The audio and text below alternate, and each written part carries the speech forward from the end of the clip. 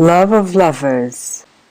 At a small station between Rome and Genoa, the guard opened the door of our compartment and, with the assistance of a dirty oiler, carried almost, a little one-eyed old man up the steps into our midst. "Very old," remarked both at the same time, smiling good-naturedly. But the old man turned out to be very vigorous. After thanking his helpers with a pretty gesture of his wrinkled hand, he politely and gaily lifted his shabby, dust-stained hat from his grey head and, looking sharply at the seats with his one eye, inquired, "Will you permit me?" He was given a seat at once. He then straightened his blue linen suit, heaved a sigh of relief, and, putting his hands on his little withered knees, smiled good-humouredly, disclosing a toothless mouth. "Going far, uncle?" asked my companion. "Only 3 stations," he replied readily. "I'm going to my grandson's wedding." After a few minutes he became very talkative, and, raising his voice above the noise made by the wheels of the train, told us as he swayed this way and that like a broken branch on a windy day. "I'm a Ligurian. We Ligurians are a strong people. I, for instance, have 13 sons and 4 daughters. I confuse my grandchildren in counting them. This is the second one to get married. That's pretty good, don't you think?" He looked proudly round the compartment with his lustreless but still merry eye. Then he laughed quietly and said, "See how many people I have given to my country and to the king." How did I lose my eye? Oh, that was long ago, when I was still a boy, but already helping my father. He was breaking stones in the vineyard. Our soil is very hard and needs a lot of attention. There are a great many stones. A stone flew from underneath my father's pick and hit me in the eye. I don't remember any pain, but at dinner my eye came out. It was terrible, signors. They put it back in its place and applied some warm bread, but the eye died. The old man rubbed his brown skinny cheek and laughed again in a merry, good-humoured way. At that time there were not so many doctors, and people were much more stupid. What? You think they may have been kinder? Perhaps they were. And now this dried-up, one-eyed, deeply wrinkled face, with its partial covering of greenish-grey, mouldy-looking hair, became knowing and triumphant. When one has lived as long as I, one may talk confidently about men, isn't that so? He raised significantly a dark, crooked finger as though threatening someone. "I will tell you, signor, something about people. When my father died, I was 13 at the time. You see how small I am even now? But I was very skillful and could work without getting tired. That is all I inherited from my father. Our house and land were sold for debts, and so with but one eye and 2 hands, I lived on, working wherever I could get work. It was hard, but youth is not afraid of work, is it? When I was 19, I met a girl whom fate had meant me to love. She was as poor as myself, though stronger and more robust.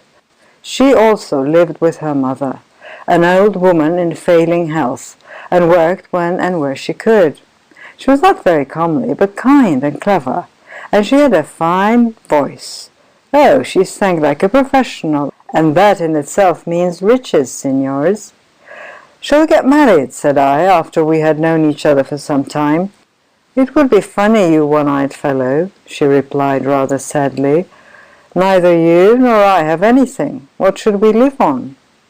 Upon my soul, neither I nor she had anything. But what does that signify to young love? You all know, signors, how little love requires. I was insistent and got my way. "Yes, perhaps you're right," said Ida at last. "If the Holy Mother helps you and me now when we live apart, it will be much easier for her to help us when we live together." We decided upon it and went to the priest. "This is madness," said the priest. "Aren't there beggars enough in Liguria? Unhappy people, playthings of the devil, you must struggle against his snares, or you will pay dearly for your weakness."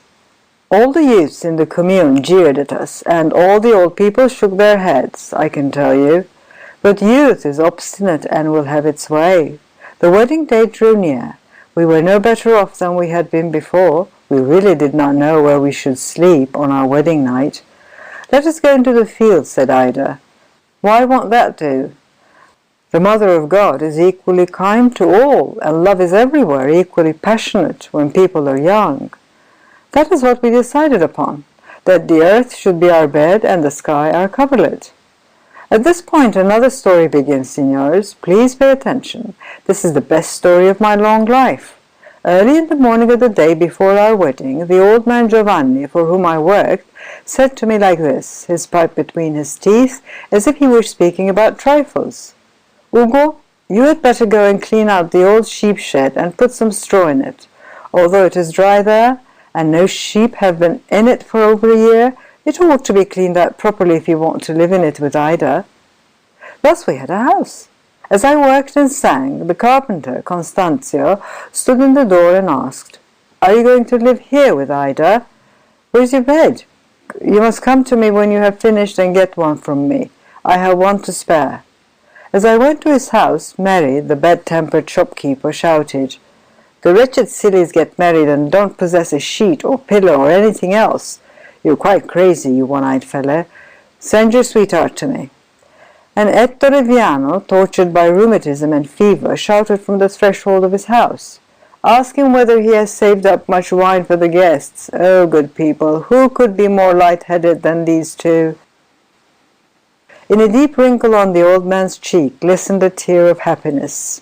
He threw back his head and laughed noiselessly, pawing his old throat and the flabby skin of his face. His arms were as restless as a child's. "Ah, signors," said he, laughing and catching his breath.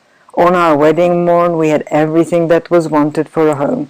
A statue of the Madonna, crockery, linen, furniture, everything, I swear. Ida wept and laughed, and so did I, and everybody laughed. It is not the thing to weep on one's wedding day, and they all laughed at us. Signors, words cannot tell how sweet it is to be able to say 'our people.' It is better still to feel that they are yours, near and dear to you, your kindred, for whom your life is no joking matter, your happiness no plaything. And the wedding took place. It was a great day. The whole commune turned out to see us, and everybody came to our shed, which had become a rich house, as in a fairy tale. We had everything, wine and fruit, meat and bread, and all ate and were merry. There's no greater happiness, signors, than to do good to others. Believe me, there's nothing more beautiful or more joyful. And we had a priest. These people, he said gravely, and in a manner suited to the occasion, have worked for you all, and now you have provided for them so that they may be happy on the best day of their life. That is exactly what you should have done, for they have worked for you, and work is of more account than copper and silver coins. Work is always greater than the payment that is given for it. Money disappears, but work remains. These people are happy and humble. Their life has been hard, but they have not grumbled. It may be harder yet, and they will not murmur, and you will help them in an hour of need. Their hands are willing, and their hearts as good as gold." He said a lot of flattering things to me, to Ida, and to the whole commune. The old man looked triumphantly, with his one eye, at his fellow travellers, and there was something youthful and vigorous in his glance as he said, "There you have something about people, signors. Curious, isn't it?" End of Love of Lovers.